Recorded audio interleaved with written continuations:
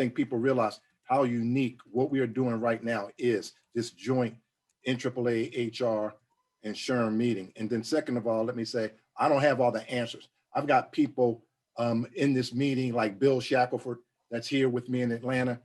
Bill is, I have a lot of advisors and people I go to and talk with. Bill is one of those people. We've got Tim White, who is, you know, I can't tell you how many people he's working with and companies he's working with, especially in the area of bias. You got Thela Thatch, Dr. Thatch out in LA. We've got some great people here. And so the fact that you've been able to do this meeting and us doing it virtually, I think it's, I know we've always done this there in Milwaukee. I presented before and I thought it was great then, but virtually we're able to bring some different people in the conversation. So I hope everybody will allow me to bring those people into the conversation and answer some of these questions. But the number one thing that's keeping CEOs up at night, and I can say this from firsthand, and I'll even share a couple of the CEOs because they said they don't mind. The number one thing that's challenging them is they don't have all the answers. Is that the pandemic, the social justice, everything has created an environment where they are uncomfortable. They are uncomfortable being uncomfortable because they don't have all the answers. No one does. And so the number one thing that I'm telling them is be more comfortable with being uncomfortable. Be more comfortable with being vulnerable, with being transparent. Be authentic and say, I don't have all the answers. Reach out to your fellow CEOs and your chief human resource officers and we'll figure it out. But don't try to bluff your way through it. Don't try to throw out some stupid statement that you're gonna have to later retract. Slow down, take a deep breath and realize that I know you get paid a lot of money to see a problem, fix it. That's what a CEO's checklist to-do list looks like. See a problem, fix it. See a problem, fix it. But we're in an environment now where it's not that simple. Every day, the ground is shifting under our feet.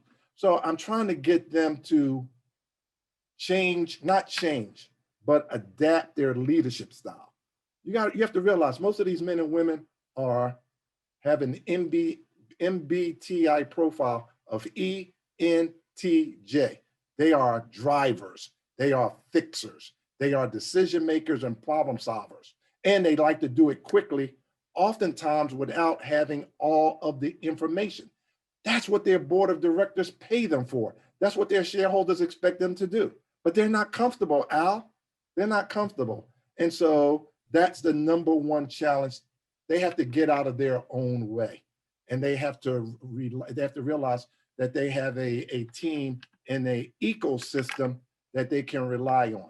The chief human resources officers who have to be that person, that HR leadership team that often has to be that partner. They are feeling uncomfortable because let's be candid, sometimes HR has been executors.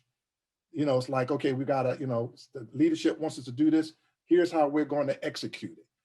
And now the HR team has to go in and think and be much, much more strategic. And we throw that word around all the time, but I'm really talking about me being more specific and saying, okay, here is what I think could be an issue. Here is what I think we should do about it. You know how hard it is to convince a senior leader to do something about an issue that hasn't even manifested itself yet? And that is difficult. And so that's the two challenges. So again, I'm trying to get HR to think like a futurist. And I know right now they are 100% covered up with COVID and trying to decide, how long do we stay out of work? How do we keep people safe? How many head count can I keep? Do we need to count more or reduce more head count? What's my mix of my workforce? I know they're covered up with the tactical day-to-day, but that's not going to help the company get on the other side of the pandemic and thrive on the other side of the pandemic. This is a time to say, you know what? For a long time, I've been thinking we need to, let me give you an example. I'm going to tell you about a utility who for years that said, we can't take customer service reps and let them work from home. They said it for years. It wasn't a technology issue. The technology was there. They says, oh, it's not fair to let them work from home and everybody else can't. We can't, if we can't trust them to work from home because how are we going to monitor their performance? We can't, they had all these reasons of why they couldn't do it. That same utility now has 50% of their customer care center working from home.